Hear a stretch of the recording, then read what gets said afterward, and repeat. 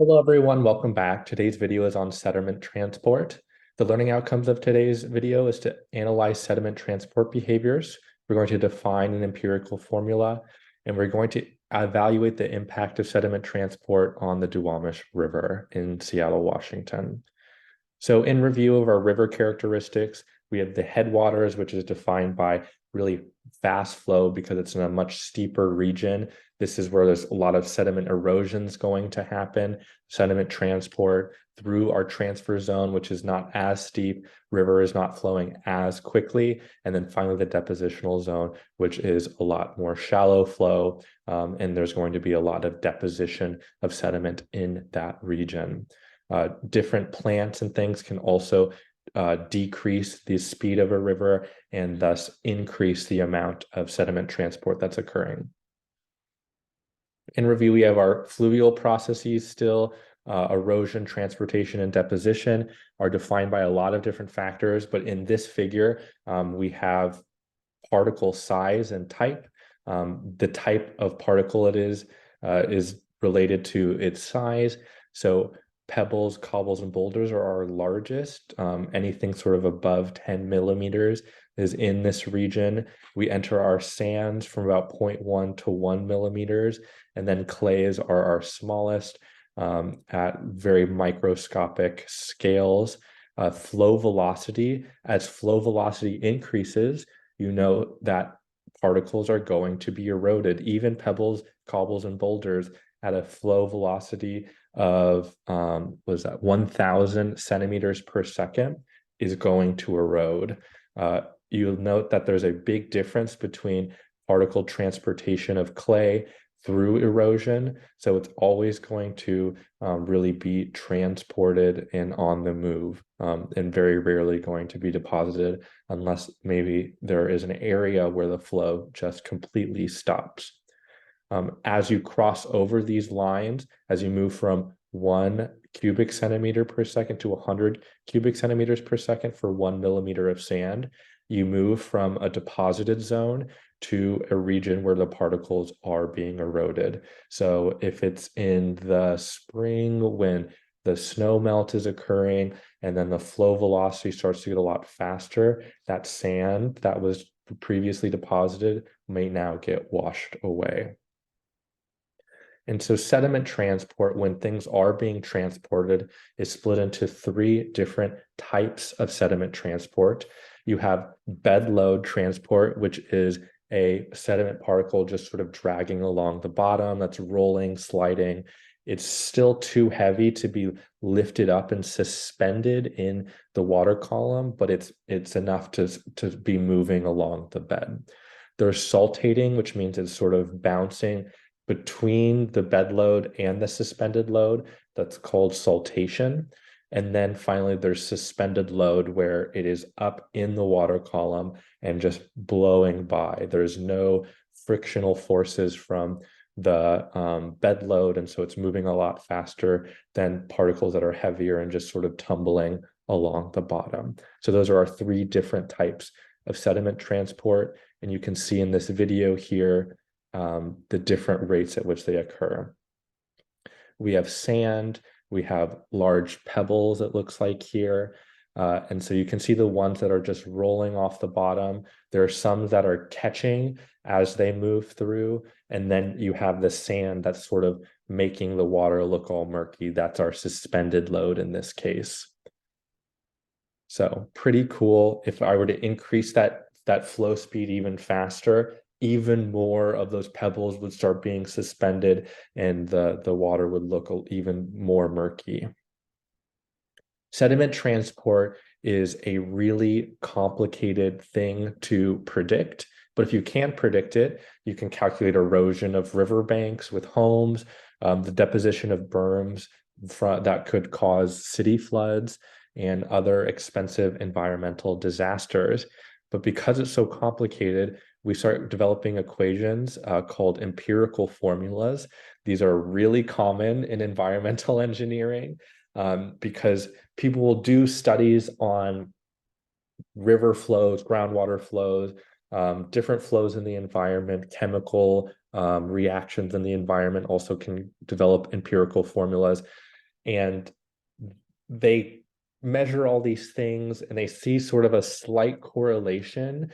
But then if they add this additional empirical constant that changes based off of some sort of intangible, maybe if there's leaves on the river, or if there is cat tail stalks sticking out of the stream, that will change our empirical constant and make this better fit the real life data. So it's taking the environmental model and the linear model that was created and trying to fit it as best as possible to real life environmental data, which is often a lot more complex and hard to capture all of the impacts of. And so an empirical constant captures that. And in this case, the empirical constant is, I believe, tau critical is the shear bed load. I took a whole class on sediment transport. Van Ryn is a very important sediment transport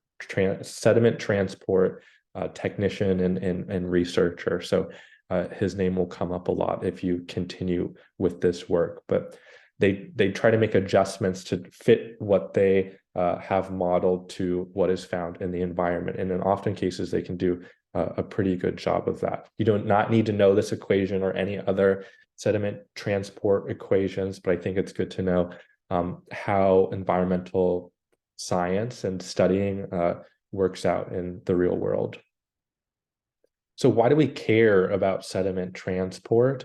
Like I mentioned on the last slide, this can lead to land stability or instability, chemical pollution. Sediment loves to bind with, or chemicals love to bind with sediments, I should say, because sediment tends to be negatively charged, and chemicals can form sort of positive charge natures to them. And so it'll adhere to the sediment grains.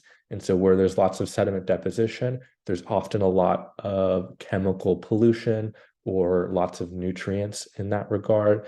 And then reservoir storage. So a river is carrying a bunch of sediment because the water is moving. But when you put a dam over a river, the river flow stops. It goes to zero immediately. And if you look back to our other figure, what happens when the flow drops all of a sudden? Well, you're going to deposit a lot of sediment.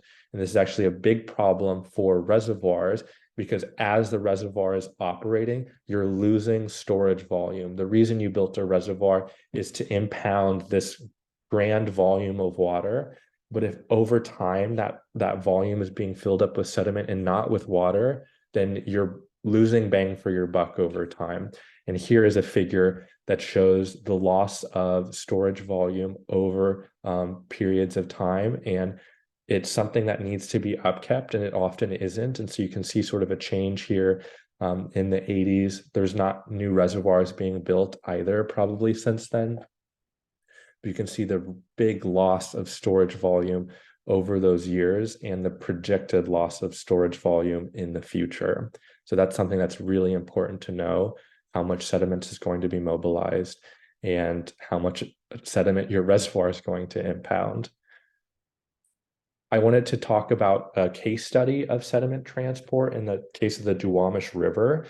This is a river in southern Seattle area. I went to school at the University of Washington, so this was a big topic of interest. In the 1800s and pre-colonialization of the area, the river was a meandering stream. It entered this beautiful delta area. It moved very slowly. It was a rich floodplain. But in the early 1900s, they wanted to get shipping containers and shipments to the Boeing factory that's located in kind of the middle of this area here that's pictured. And so they straightened the river to accommodate these shipping vessels. These vessels can't move and maneuver through these meandering streams and rivers. So they straightened it out to access the Boeing factory. This straightening greatly increased the flow rate of the river and eroded many of the sediments that the Chinook salmon would use to rest. Salmon are saltwater and freshwater organisms, but they need time to acclimate to different water sources. And so if a freshwater salmon is reaching the river delta, it needs some time, like a week or so, to change its breathing habits to start being able to breathe in salt water. And with this straightening, there's no area of this river anymore for salmon to do that. And so that is a big impact of the lack of sediment, or we've now moved from a sediment depositional environment to a sediment erosive environment, a sediment transportive environment. So that has removed habitat for Chinook salmon to just hang out and chill before they go to the ocean. And so to overcome that change, now people who are buying land along the Duwamish River have to add cutouts in either on their land or other parts of the land to make low flow areas for Chinook salmon to rest.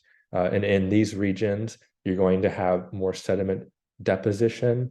It's going to be calmer and more nutrient dense. Maybe the salmon will be able to eat on organisms that also take up habitat in that area. And so this is sort of an outcome of the straightening of the Duwamish River.